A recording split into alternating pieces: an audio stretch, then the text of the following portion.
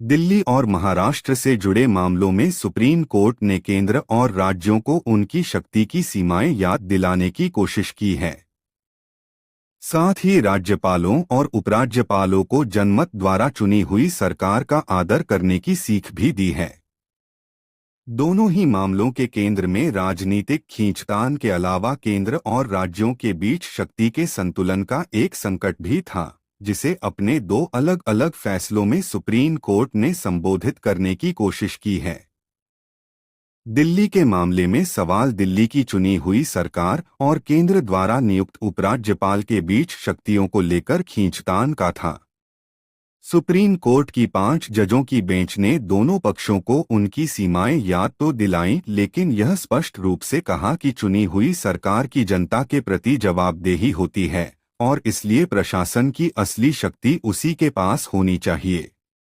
लिहाजा अदालत ने कहा कि सिर्फ 3 क्षेत्रों को छोड़कर राष्ट्रीय राजधानी में चुनी हुई सरकार का प्रशासनिक सेवाओं के ऊपर लेजिस्लेटिव और एग्जेक्टिव नियंत्रण होना ही चाहिए।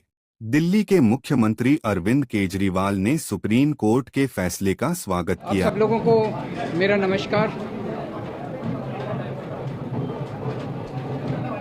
आज सुप्रीम कोर्ट का जो ऑर्डर आया है, ये कई मायनों में बहुत ही ऐतिहासिक ऑर्डर है।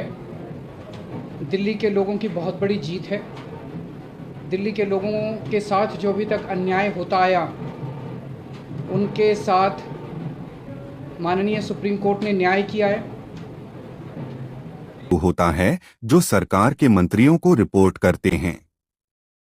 अगर अफसर मंत्रियों को रिपोर्ट करना बंद कर दें या उनके निर्देश नहीं माने तो सामूहिक जिम्मेदारी के पूरे सिद्धांत पर असर पड़ता है।